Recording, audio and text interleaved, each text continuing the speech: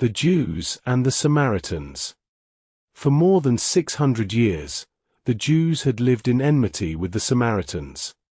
This enmity had come about in the following way. About 700 years before Christ, the Assyrian king Sargon put down a rebellion in Palestine.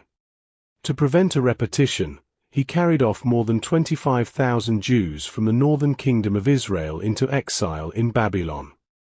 Then he allowed other tribes of his kingdom, including the Cushites and Hamathites, to settle on the vacant sites. These settlers mixed with the remaining Jews, and this group formed the Samaritans. The religious enmity between the Jews and the Samaritans dated back to the return of the Jews from the Babylonian exile. The Samaritans saw the Jews as a threat and tried to prevent the rebuilding of Jerusalem. Later, around 330 BC, the Samaritans struck up a friendship with Alexander the Great.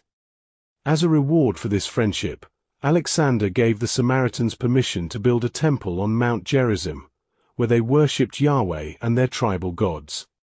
This was done in much the same way as the Jewish temple service in Jerusalem. They continued this worship until the time of the Maccabees, when John Hyrcanus destroyed their temple in the year 128 BC.